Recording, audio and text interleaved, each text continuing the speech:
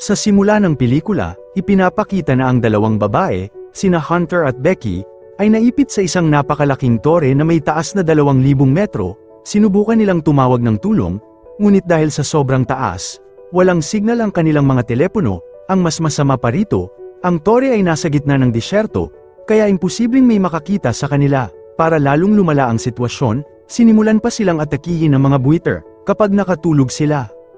Direkta silang mahuhulog at mamamatay. Pagkatapos nito, bumalik ang kwento sa isang flashback kung saan sina Becky, ang kanyang kasintahang si Dan, at ang matalik niyang kaibigang si Hunter ay umaakyat sa mga bato.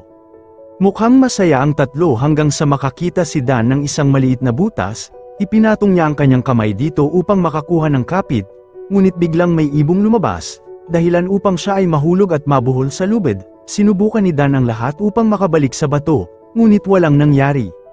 Sinubukan ding tulungan siya ni Becky at Hunter, ngunit naputol ang lubid at nahulog si Dan sa kanyang kamatayan. Lumipat ang eksena sa 51 linggo ang lumipas, at patuloy pa ring pinagmumultuhan si Becky ng pangyayari. Mukha siyang depressed at labis na umiinom ng alak. Nag-aalala ang ama ni Becky na si James at sinusubukang hikayatin siyang magpatuloy sa buhay, ngunit hindi siya nakikinig. Isang gabi, pinag-isipan ni Becky na wakasan ang kanyang buhay sa pamamagitan ng pag-inom ng napakaraming gamot, ngunit bago niya ito magawa, nakatanggap siya ng tawag mula kay Hunter matapos ang mahabang panahon. Kinabukasan, binisita siya ni Hunter at binanggit ang plano nitong akyatin ang B67 TV Tower. Inanyayahan din niya si Becky na sumama, sinasabing maaari nilang buhayin muli ang mga pakikipagsapalaran na matagal na nilang nami-miss. Si Becky, na puno ng sakit, ay walang interes. Gayunpaman, kinaumagahan, nang maalala niya ang mga sandali niya kasama si Dan, nagbago ang kanyang isip at nagpasya siyang akyatin ng tore para sa kanya. Di naglaon, nagtungo na silang dalawa sa tore. Habang nasa biyahe, napansin ni Becky ang ilang lumang larawan ni Hunter sa kanyang telepono. Habang iniscroll niya ang mga ito, may napansin siyang isang larawan na may kamay ng isang lalaki sa balikat ni Hunter. Tinanong ni Becky kung sino ang lalaki, ngunit hindi nagbigay ng detalye si Hunter. Bigla ring nakatanggap si Becky ng tawag mula sa kanyang ama. Ngunit hindi niya ito sinagot. Matapos ang mahabang biyahe, huminto sila sa isang motel upang magpalipas ng gabi. Habang kumakain, nalaman ni Becky na isa na ngayong vlogger si Hunter at sapat ang kinikita nito upang makapaglakbay sa iba't ibang lugar. Samantala, napansin nila ang TV Tower, na sinasabing ika-4 na pinakamataas na istruktura sa Estados Unidos. Kinabukasan, sumakay muli sina Becky at Hunter sa kanilang sasakyan upang ipagpatuloy ang biyahe. Nagsimulang magmaneho si Hunter habang kinukunan ng kanyang vlog. Ikinukwento sa mga manunood ang tungkol sa 2,000 talampakang tore. Habang abala siya sa pag-vlog, muntik na silang bumangga sa isang truck. Makalipas ang ilang sandali, dumating sila sa lugar ng tore, ngunit sarado ang gate at may karatulang babala. Sa kabila nito, iniwan nila ang kanilang sasakyan at naglakad sa tigang na lupain. Sa daan, napansin nila ang mga buitreng kumakain ng laman ng hayop, na agad na kinunan ni Hunter para sa kanyang vlog. In-upload din niya ang larawan ng hayop sa social media, kung saan agad itong nakakuha ng maraming likes. Ilang sandali pa, narating nila ang tore at ipinagpatuloy ni Hunter ang pag-vlog. Samantala, natakot si Becky sa pag-akyat dahil naaalala niya ang kanyang nakaraan. Nais na niyang umatras, ngunit hinikayat siya ni Hunter na harapin ang kanyang mga takot. Pagkatapos, ikinabat ni Hunter ang kanyang lubid sa lubid ni Becky at nagsimulang umakyat sa hagdan sa loob ng tore. Mukhang kalawangin ang buong tore, nanginginig ang hagdan at maluluwag ang mga bolt at nut. Habang umaakyat si Becky, nabali ang isa sa mga bakal na bahagi ng hagdan, dahilan upang siya ay manginig sa takot. Sa kabila nito, tinipon niya ang kanyang lakas ng loob at nagpatuloy sa pag-akyat.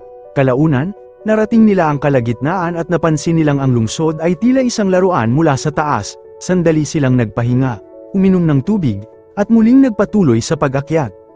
Matapos ang ilang oras, nakumpleto nila ang pag-akyat ng 1,800 talampakan at kailangan na lamang akyatin ang natitirang 200 talampakan sa labas ng tore. Takot na takot si Becky dahil sa hangin, taas, at kalawang na kondisyon ng tore. Hiniling niya kay Hunter na bumalik na sila. Ngunit sinabi lamang nito na magpatuloy. Pagkatapos nito, sinimulan nilang akyatin ang panlabas na hagdan, na mas delikado pa kaysa sa nauna. Di naglaon, may nakita silang mga disk at kinailangan nilang dumaan sa gilid ng hagdan. Madaling nalampasan ni Hunter ang hadlang at tinulungan si Becky, lalong lumakas ang hangin habang umaakyat sila. dahilan upang mas matakot si Becky, nang mapansin ito ni Hunter, lalo pa niya itong tinakot sa pamamagitan ng pag-alog ng hagdan, dahil dito, lumuwag ang mga bolt at may isa na tuluyang nalaglag. Sa kabutihang palad, wala itong naging epekto sa hagdan at nagpatuloy sila sa pag-akyat.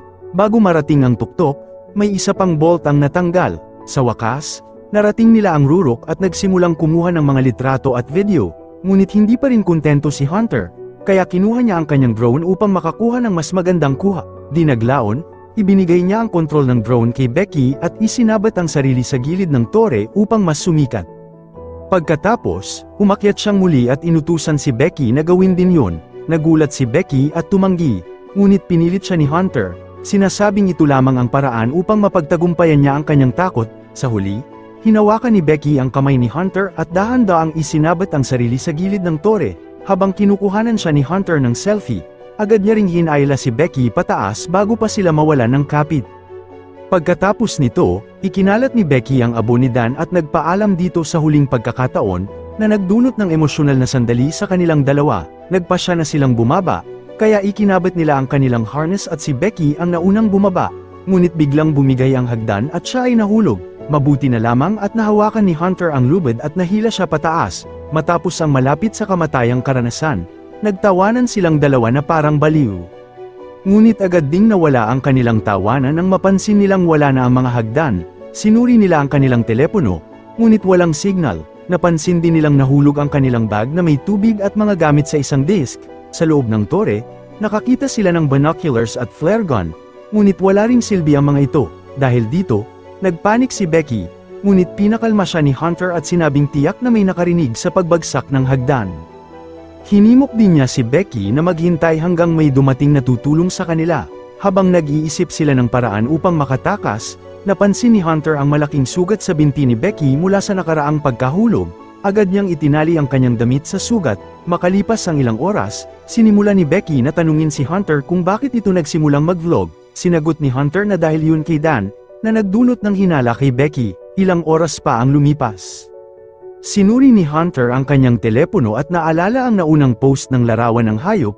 Naniniwala siyang may signal sa isang partikular na taas. Nagkaroon siya ng ideya at naghanda ng help post. Itinali ang telepono sa lubid, at ibinaba ito hanggat maaari sa pag-asang makakuha ng signal at ma-upload ang post. Ngunit nabigo ang plano. Gayunpaman, kumbinsido silang may signal sa ibaba. Kaya nagpasya silang ihagis ang telepono pababa upang ma-upload ang help post. Inilagay ni Hunter ang kanyang telepono sa kanyang sapatos, binalatan ito ng medyas at push-up bra. Pagkatapos, inihagis nila ang sapatos at naghintay. Biglang napansin ni Becky ang tattoo na 143 sa paa ni Hunter. Ibinunyag na ginagamit ni Dan ang code na 143 upang ipahayag ang kanyang pagmamahal. Ilang sandali pa, may nakita si Hunter na isang lalaki at aso sa paanan ng tore. Nang makita ito, sumigaw sila para humingi ng tulong. Ngunit hindi sila narinig. Nakita nilang wasak na ang telepono ni Hunter, hudyat na nabigo ang plano. Habang paalis na ang lalaki, inihagis ni Becky ang kanilang mga sapatos upang makuha ang kanyang atensyon. Ngunit nabigo rin, nagpasya siyang gamitin ang flare gun, ngunit pinigilan siya ni Hunter dahil hindi mapapansin ang flare sa araw. Napansin din nila ang isa pang grupo ng mga lalaki na dumating para sa isang party. Nagpasya silang gamitin ang flare gun sa gabi upang mas mapansin. Nang dumating ang gabi, pinaputok ni Becky ang flare gun. Sa kabutihang palad, napansin ito ng mga lalaki pati na rin ang mga babaeng kamakaway para humingi ng tulong. Lumapit ang mga lalaki sa sasakyan ni Hunter, dahilan upang matuwa ang mga babae. Ngunit sa halip na iligtas sila, ninakaw ng mga lalaki ang kanilang sasakyan at umalis. Lubos itong sum-ira sa loob ng mga babae at kinailangan nilang mag-isip ng bagong solusyon. Kalaunan, tinanong ni Becky si Hunter tungkol sa tattoo. Ibinunyag ni Hunter na nagkaroon siya ng relasyon kay Dan sa loob ng 6 na buwan. Humingi siya ng tawad kay Becky sa pag-ibig sa kasintahan nito at sa malaking pagkakamali. Sinabi niyang nahulog ang loob niya kay Dan dahil, hindi tulad ng ibang lalaki, pinakikinggan siya nito. Minahal niya si Dan, ngunit mas minahal niya si Becky, kaya tinapos niya ang relasyon. Nabigo si Becky nang malaman niyang parehong nagtaksil sa kanya ang kanyang kaibigan at kasintahan. Kinaumagahan, tumunog ang alarm ng telepono ni Becky. Hudyat na 24 na oras na ang lumipas mula nang ihagis nila ang telepono ni Hunter. Dahil labis na silang nauuhaw, nagpasya si Hunter na bumaba sa disk upang kunin ang kanilang bag. itinali niya ang isang dulo ng lubid sa tore at ang isa sa kanyang katawan. Pagkatapos, bumaba siya hanggang sa abot ng makakaya ngunit hindi pa rin niya maabot ang disc. Dahil wala nang ibang opsyon, tinanggal ni Hunter ang kanyang harness, kumapit sa lubid gamit ang isang kamay, at umindayog papunta sa disc, nakuha niya ang bag at uminom ng tubig. Pagkatapos, ginamit niya ang selfie stick upang isabit ang bag sa lubid at kumapit dito. Hinayla ni Becky ang lubid habang umaakyat si Hunter. Malapit na siyang makarating sa itaas, ngunit nadulas ang kanyang mga kamay at siya ay nahulog. Tumigil ang tibok ng puso ni Becky at nang tumingin siya pababa, nakahinga siya ng maluwag nang makita niyang hawak pa rin ni Hunter ang bag. Ngunit sugatan ng kamay ni Hunter, kaya ibinuhos ni Becky ang lahat ng kanyang lakas upang hilahin siya pataas. Pagkaraan ng ilang sandali, nagsulat si Becky ng mensahe para sa tulong, ikinabit ito sa drone, at nagpa siyang ipadala ito sa motel. Sa kasamaang palad, hindi nakaabot ang drone dahil mahina na ang baterya, kaya napilitan silang ibalik ito, matapos mabaigo muli. Wala na silang magawa. Kinagabihan, na naginip si Becky ng isang nakakatakot na panaginip kung saan nilalamon ng mga buwiter ang katawan ni Hunter. Nagising siya at napagtantong bangungot lamang yun. Kinaumagahan, napagtanto ni Becky na maaari nilang i-charge ang drone gamit ang ilaw ng tore. Umakyat siya sa poste at ikinabat ang charger ng drone, ngunit maluwag ito, kaya kinailangan niyang hawakan ang charger hanggang sa tuluyang ma-charge ang drone. Sa gitna ng matinding init at walang tigil na pag-atake ng mga buwiter, nanatili siyang matatag, ngunit sa proseso, nahulog ang bag pababa mula sa tore. Makalipas ang ilang sandali, tuluyan nang na-charge ang drone at bumaba si Becky. Di naglaon, inilunsad niya ang drone patungo sa motel, ngunit bago pa ito makarating, nabangga ito ng isang truck at tuluyang nasira. Nang makita ito, nawalan na ng pag-asa ang mga babae. Kalaunan, lalo pang pinahirap ng isang bagyo ang kanilang kaligtasan. Pagod na si Becky at nais nang matulog, ngunit pinigilan siya ni Hunter dahil maaaring atakihin siya ng mga buwiter. Humingi si Becky ng sapatos ni Hunter upang muling ihagis ang telepono, ngunit sinabi ni Hunter na hindi na niya magagawa yun dahil ang kanyang sapatos ay nasa paa niya sa disk. Dito ibinunyag na hindi nagawang kumapit ni Hunter sa bag noong nakaraang pagkahulog. Sa halip, siya ay nahulog sa disk at namatay. Ang nahila lamang ni Becky ay ang bag, at mag-isa na siyang nabubuhay mula noon. Nakalulungkot, guni-guni lamang pala ni Becky ang presensya ni Hunter sa buong panahong yun. Sa gabi, nakaligtas si Becky sa bagyo. Nag-record din siya ng video message para sa kanyang ama kung saan ipinahayag niya ang kanyang pagnanais na makauwi. Samantala, makikitang nag-aalala rin si James para sa kanya. Kinabukasan, napansin ng buwiter ang kahinaan ni Becky at sinimulan nitong kainin ang kanyang mga sugat. Kasabay nito, hinawakan ni Becky ang buwiter at inihampas ang ulo nito sa metal na ibabaw, dahilan upang mamatay ito. Kinain niya ang laman ng buwiter upang mabuhay. Matapos makakuha ng kaunting lakas, itinali niya ang sarili sa lubid at tumalon pababa sa disk kung saan naroon ang katawan ni Hunter.